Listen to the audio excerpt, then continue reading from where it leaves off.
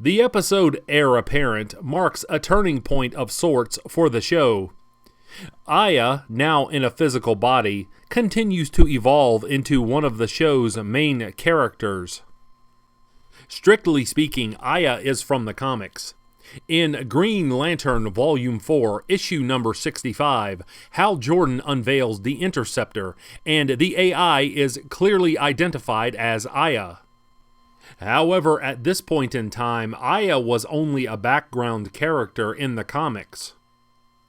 As I was doing my preparation for this video, I spoke with Dan from Mosaic Comics, which is one of the best channels on YouTube. He reminded me that the Interceptor made a subsequent appearance in Green Lantern Corps Volume 3, issue number 6. While the Interceptor and by extension Aya were transportation in the comics, the show would be a much different story.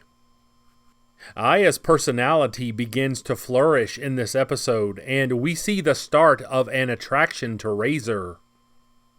Meanwhile, Hal and Kilowog are looking for more help in their fight against the Red Lantern Corps. Aya locates a Green Lantern nearby, and the Interceptor heads to the planet Batracis. On Batracis, viewers see another familiar face from the comics, that of Queen Iolande.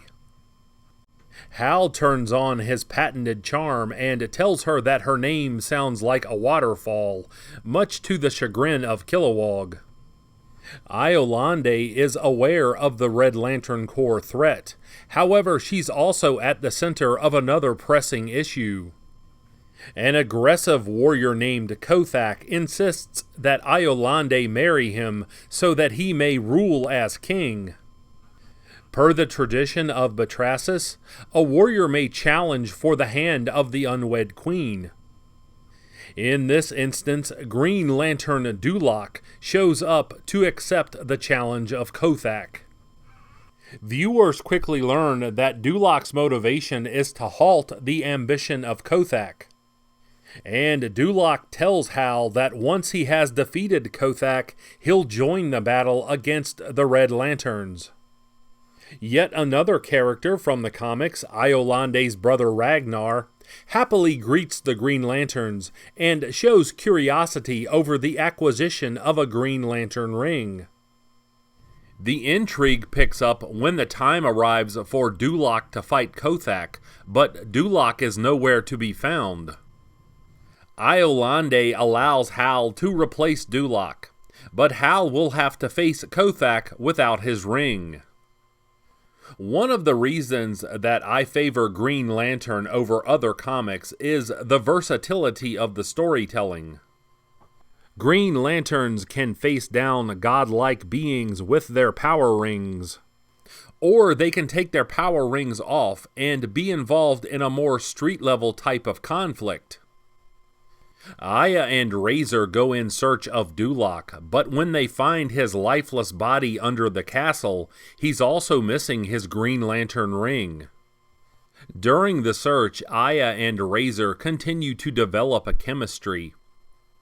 In a hilarious moment, Razor has to push Aya to the ground to avoid detection by the castle guards.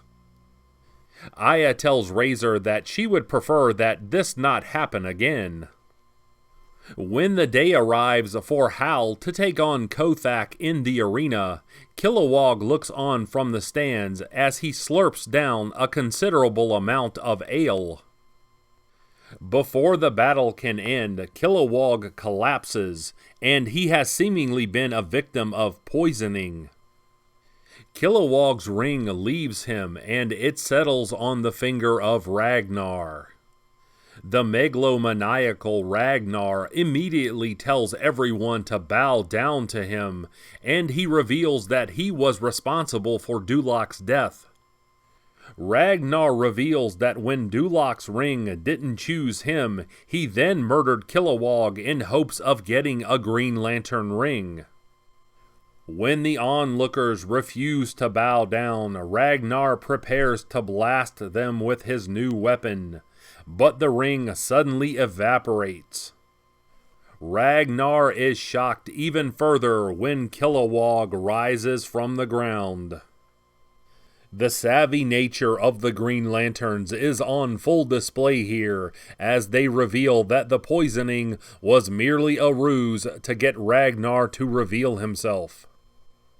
Ragnar nearly escapes on a skimmer when he takes Iolande prisoner, but he is stopped by Kilowog and Hal and the new Green Lantern of Betrasis, Iolande herself.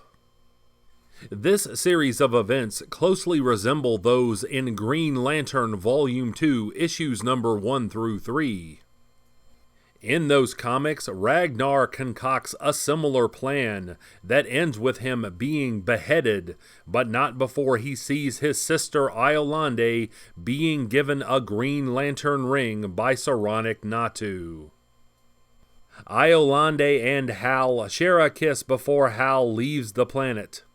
Ragnar is imprisoned and Iolande is left to balance her duties as queen with her new life as a Green Lantern. Both Iolande and Ragnar would return later in the series. This episode showed how multi-layered the Green Lantern mythos is. In previous episodes, viewers saw the Green Lanterns locked in conflict with the Red Lantern Corps, as well as the Green Lanterns navigating the perils of deep space. Heir Apparent added the aspect of political intrigue with healthy doses of romance and action. If you enjoyed this review, please check out the rest of my Green Lantern content, and don't forget to like and subscribe. You can also find me on the Emerald Echo podcast, which is part of Multiverse Musings, the vidcast, and that's available right here on YouTube. And I'll be back with more Green Lantern content soon. But until we meet again, this has been the Emerald Enthusiast, and thanks for watching!